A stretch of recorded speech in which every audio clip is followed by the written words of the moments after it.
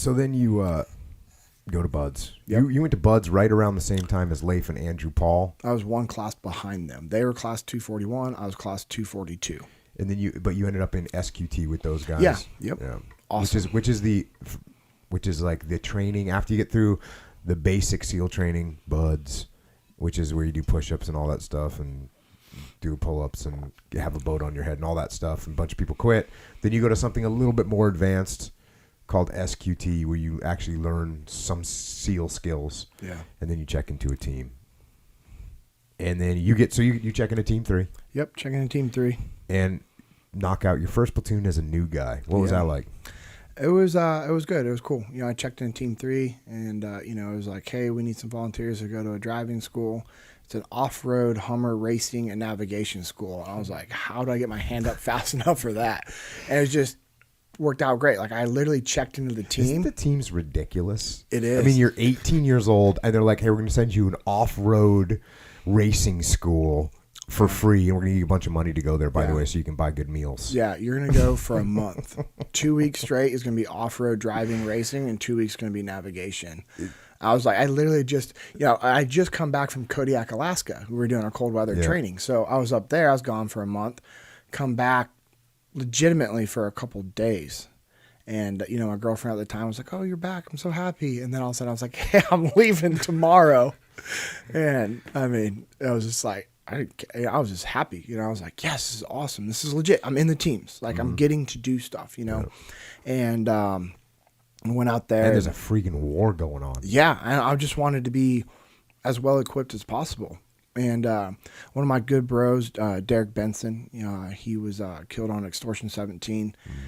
He's from Northern California as well, and he was one Buds class ahead of me. So he had checked into team a little bit to Team 3 prior to me. We both went to that driving school together, and that's where we just became like best friends. So it was awesome. It was a good time out there. Learned a lot, and there's older team guys out there too. That I got to actually interact with, and just guys not from my platoon, so they weren't so hard on me because I was a new guy. But at the same time, like, I was just learning the balance of the teams because I'm a little overly nice and social, and I like to talk to everybody and be everybody's friend. And when you're a new guy in the SEAL teams, that's usually not the best thing. When you're like, hey, how are you doing, buddy? And they're like, shut up. Or like, why are you talking to me? And I'm like, because we're going to be friends. Like, we're going to war together. Let's be friends, So, but it was cool, and then I come back, and then all of a sudden we're headed out on our first trip, and we're headed out to Shaw's to do shooting school. And we're getting ready to fly out there, and I just see this big, huge Native American dude. And I'm like, I hope he's in my platoon. You know what I mean? I'm just like, you're drawn to like just awesome warrior looking guys, right? And he's just very stoic, and so I was like, dude, I really hope he's in my platoon. And he was. It's my boy Steve Chira. He lives out in Vegas, and he's an awesome old guy to have in the platoon. And then the rest of the other guys in the platoon, they're still active duty, so I'm not going to drop their names. My boy Pepper was his nickname. He was like the perfect old guy to have because he was so hard on you. Like, you were just waiting for him to whoop your ass. But he also mentored and guided you and actually taught you stuff, And it wasn't just, I'm going to hammer you because you're a new guy. He's like, I'm going to hammer you because you're a new guy, but show you what you need to be doing and why what you did was wrong. So I was fired up, super fired up.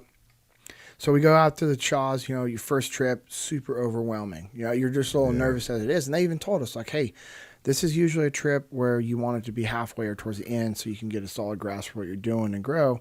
But we got after it. It was awesome. Like I said, all the, the older guys were solid.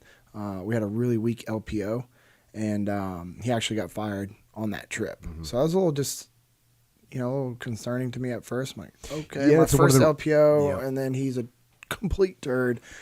It's one of the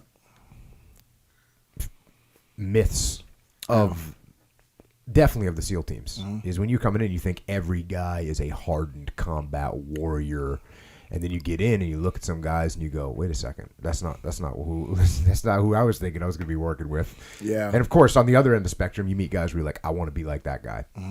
So